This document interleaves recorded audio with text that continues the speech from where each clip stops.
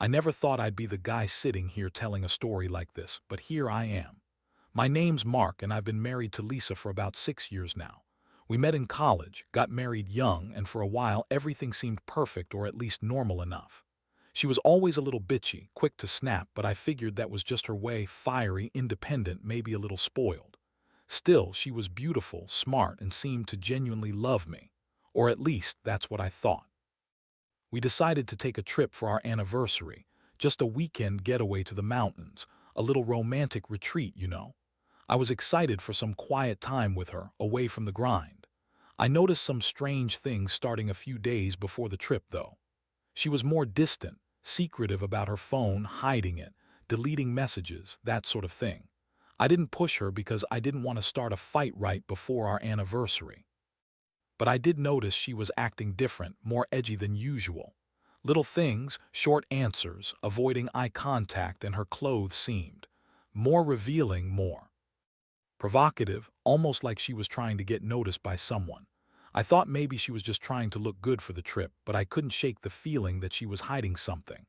I told myself I was paranoid, that she loved me, that maybe she was just nervous or excited. Still, my gut kept gnawing at me. I'd been with her long enough to feel when something was off, and this trip felt like walking on thin ice. We finally hit the roads early morning, and I tried to shake off my suspicions. She was being her usual bitchy self, rolling her eyes at my playlists, snapping at me for making a wrong turn, typical Lisa. But underneath that, there was this strange energy, like she was on edge. When we checked into the hotel, everything seemed fine at first, but then I caught her sneaking her phone out of her purse and quickly stashing it away when I looked her way.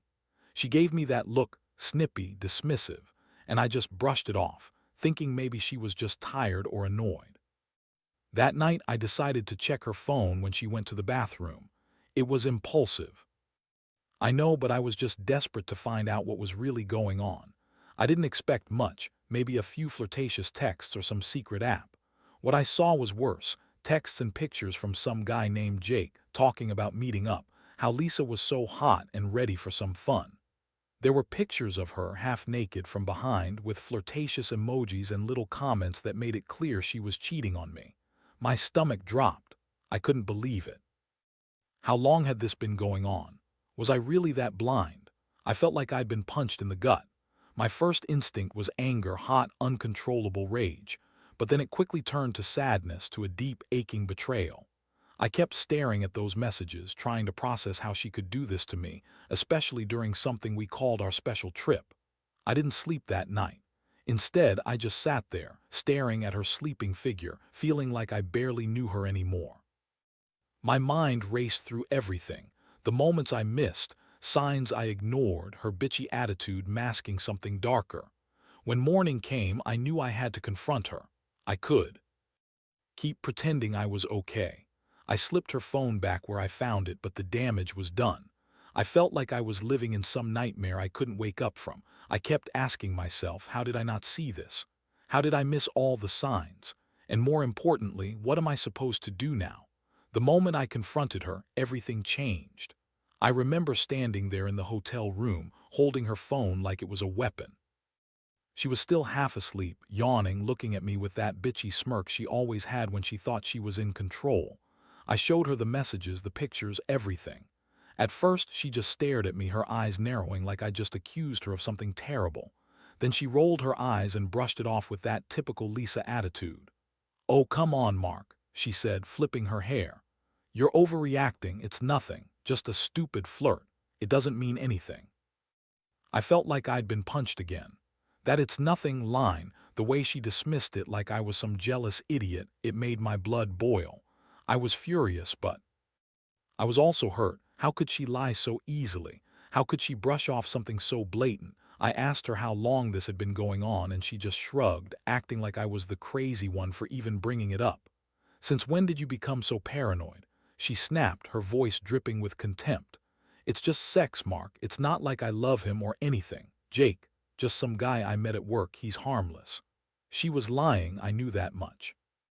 Her tone, her body language, everything screamed she was hiding something. But she kept insisting it was just a stupid affair, Nothing serious, just some meaningless sex with a guy who wasn't even worth fighting over. I couldn't believe her. That was the thing about Lisa. She was good at lying, good at twisting everything around so she looked like the victim. She told me she was doing it for my own good, that she needed some excitement, that she was bored and felt trapped. That she loved me but was just curious, just testing boundaries. That I should just understand because she was not happy anymore. I remember her saying, "You're so dull, Mark. You work all the time and I needed something to feel alive. It's just sex, relax." Relax? How could I relax when my wife was cheating on me during our anniversary trip, no less? I felt like my world was crumbling. My stomach twisted in knots and I could feel the tears threatening to come out. I wanted to scream, to shake her, to make her see how much she'd hurt me. But I just stood there, speechless, feeling like I was drowning in betrayal. And then she did something that made everything worse. She looked at me, that bitchy smile on her face, and said, "Look, Mark, I love you, but I needed this. You're so boring," and I was starting to feel trapped. Jake was the only one who made me feel alive again. If you want to salvage this, you better grow some balls and stop being so insecure. Because this isn't about love. It's about me getting what I want for once. Her words hit me like a slap in the face. I couldn't believe she was so callous, so willing to throw everything away just to satisfy her ego. The emotional fallout hit me hard then. I felt numb, like I'd lost my best friend, my wife, my sense of reality all at once. I wanted to scream at her to make her see how much she'd hurt me, but instead I just turned away, clutching that damn phone. I didn't want to believe it, but deep down, I knew that was the truth. I had to face the fact that I'd been living with a woman who thought she was entitled to cheat, to lie and manipulate, all because she was bored or angry or whatever the hell her excuse was. That entire day, I couldn't eat, couldn't sleep. I kept thinking about everything, the good times, the bad, the secrets I missed. I felt betrayed, humiliated, and utterly crushed. I kept asking myself, how did I miss all of this? How could she lie so convincingly? And what am I supposed to do now? I felt like I was stuck in some twisted nightmare I couldn't wake up from. After that explosive confrontation, the air in the hotel felt thick with tension. I remember pacing back and forth, trying to piece together what just happened. My mind was racing, battling between the urge to yell, to cry, to throw something, and the cold, creeping realization that everything I thought I knew about Lisa was a lie. She sat there, smirking, acting like she was the victim, like I was overreacting, like this was all just some petty misunderstanding. I couldn't believe how her tone had shifted, so dismissive, so bitchy. She kept insisting it was just sex, that I was overreacting, that I should just get over it. That's when I started feeling the pure, raw anger boil up inside me. How could she sit there and dismiss something so serious like it was nothing? I had been faithful to her, supported her, loved her. And she was out there, sneaking around, probably with that Jake guy, just a few feet away from me, acting like it was no big deal. I remember the moment I looked into her eyes and saw the cool, calculated way she was lying. That bitchy smirk made my stomach churn. I asked her, "How long has this been going on?" She shrugged like it was no big deal, like I was an idiot for caring. She said, "A couple of months," with that attitude that made me want to punch something. She kept pushing her narrative, saying she needed space, excitement, that I was boring her to death, that I was too predictable, too obsessed with work, that I didn't give her what she needed. It was a punch to the gut. I was trying to hold it together, but inside I was cracking. I knew I'd been blind for a long time, ignoring the signs, little arguments, her secretive behavior, the way she'd snapped at me when I asked about her day. All the while she was out there fucking some guy behind my back. It hit me then, I had been a fool. She looked at me, eyes cold now, and said something that'll haunt me forever. "Look, Mark, I love you, but I'm not happy. I needed to feel alive. Jake made me feel like I was someone again. That's why I did it. Not because I don't love you, but because I was suffocating here." Her words practically dragged me into a new kind of despair. How could she say that? How could she be so callous? I felt every ounce of trust I had in her evaporate. That moment I realized I was standing in a relationship that was nothing but a lie. All those years I thought I knew her, thought she loved me, turned out she was just pretending. The Lisa I married was a stranger, or maybe she was never mine to begin with. The emotional toll was overwhelming. I wanted to believe she was just having a moment of weakness, that she'd come back, apologize, and we'd somehow fix this. But deep down, I knew better. I saw the way she looked at me with that bitchy sneer, and I knew this was just the beginning of a very long, very painful road. This wasn't something I could just brush off or forgive. Not anymore. The rest of that day was a blur. I packed up my stuff, told her I needed some time to think, and left the hotel feeling like I'd lost a part of myself. I drove home in silence, the weight of everything crushing my chest. For the first time in my life, I questioned everything: my marriage, her love, my own judgment. I kept replaying her words, her lies, and that image of her with Jake, her bitchy smile mocking me from behind. Now I'm sitting here, writing this down, trying to make sense of it all. I don't even know if I want to save this mess anymore. All I know is I'm hurt, angry, and confused. How could someone I loved so much do this to me? How do you even begin to move on from something like this? I keep asking myself if I was ever truly happy, or if I was just deluding myself this whole time. It's a mess I don't see any easy way out of. The days that followed were a whirlwind of emotion: anger, sadness, disbelief. I stayed up nights staring at the ceiling, replaying everything, trying to figure out if I missed some obvious sign or if she was just a master manipulator. Honestly, I still can't wrap my head around how she managed to keep this secret for so long, all while acting like the perfect wife. The Lisa I knew was a bitchy, demanding woman, sure, but I never thought she'd go behind my back like this, during what was supposed to be our special celebration. I remember calling my best friend, Tom, right after I left the hotel. I needed someone to talk to, someone who knew us both. I spilled everything, told him about the messages, the pictures, her excuses. Tom was stunned, of course.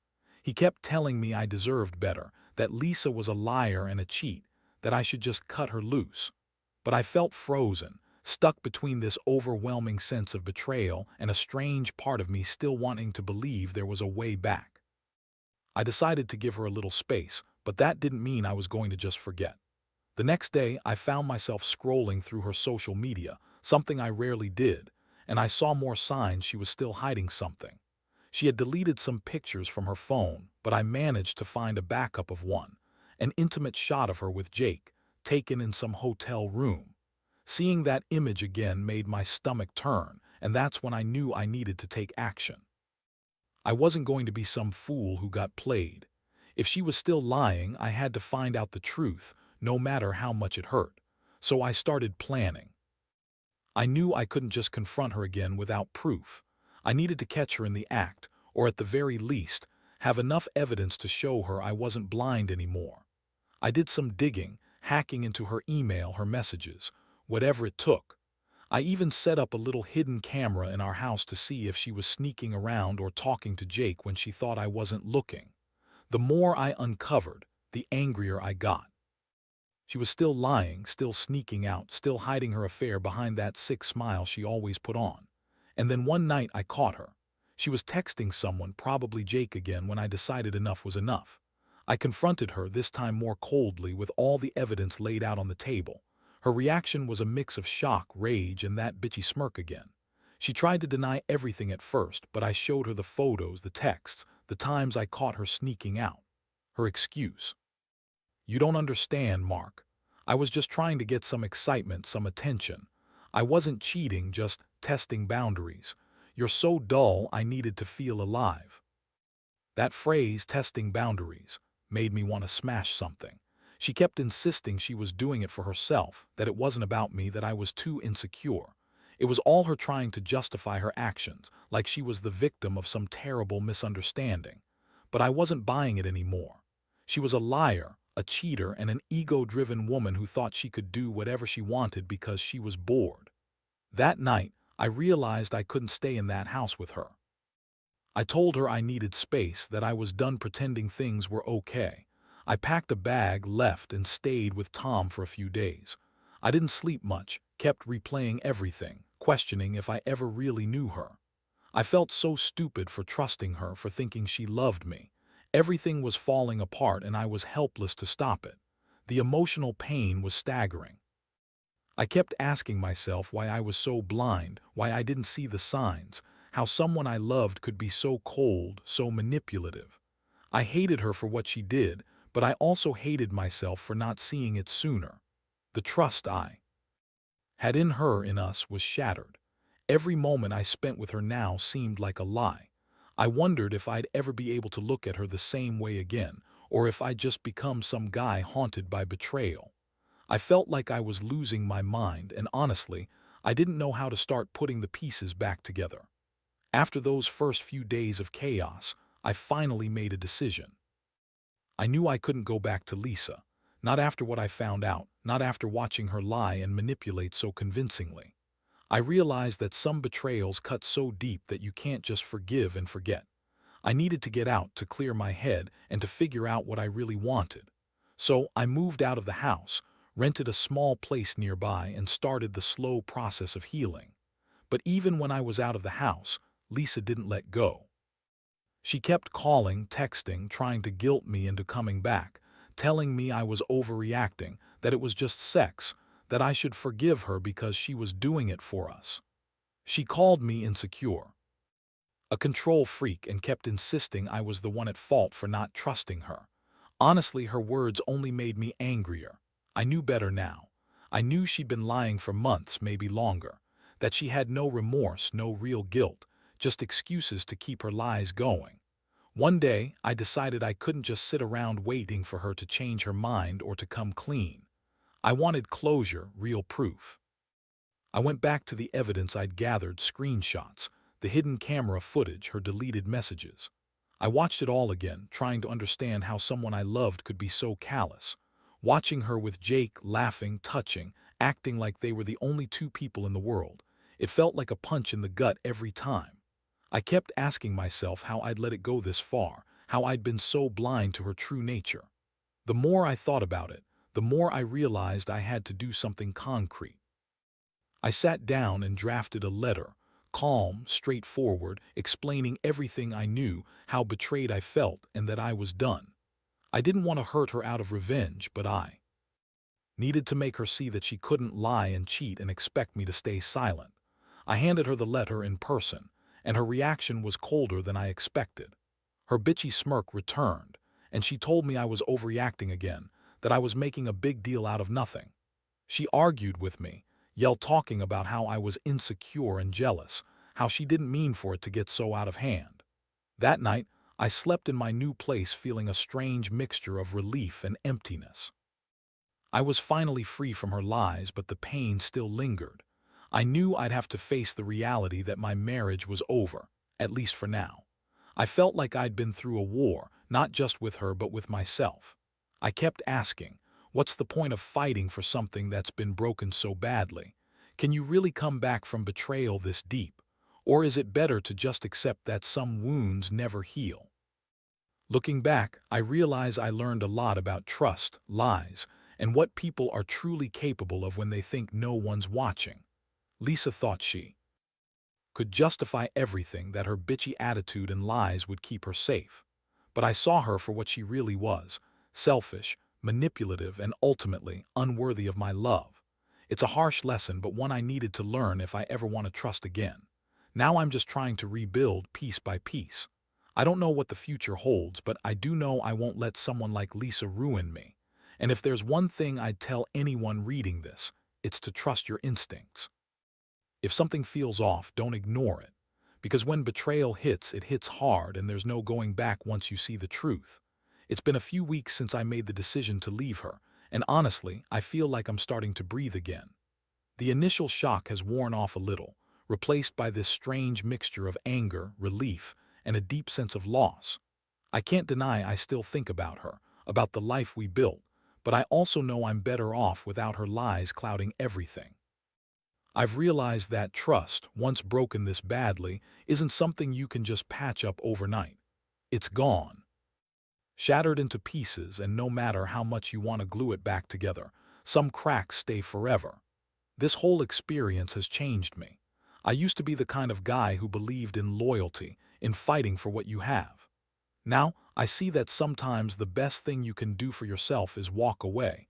because staying, hoping she'll change or that she'll see the error of her ways, only prolongs the pain. I won't pretend I don't feel angry about what she did, or that I don't sometimes wonder if I could have fought harder, fought smarter. But deep down, I know I did everything I could. I confronted her, gathered evidence, and finally walked out when I knew I had to. What I've learned from all this is simple but brutal. Never ignore your instincts. She made me doubt myself, made me question whether I was insecure or paranoid. But looking back, I see how she was planting seeds of doubt, hiding her lies in every little excuse, every bitchy remark. And I was blind because I loved her, because I didn't want to believe the worst. That was my mistake. Love isn't enough. Sometimes, especially when the person you love is capable of such betrayal. I've started focusing on myself now. I got a new job, moved into a fresh apartment, and I've been reconnecting with friends I'd pushed aside.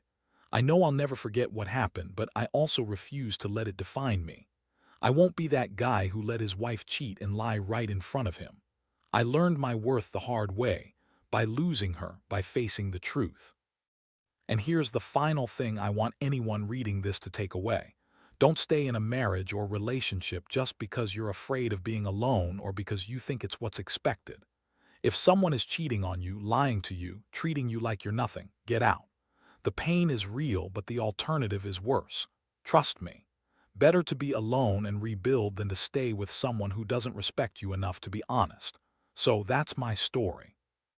Betrayal, heartbreak, anger, and ultimately a choice to move on. It's not easy and I still feel the sting sometimes. But I know I'll be okay. I've learned more about myself in these past few weeks than I ever did in years of pretending everything was fine. And I hope, for anyone out there dealing with something similar, that you find your strength too. Because nobody deserves to be lied to and cheated on. Nobody.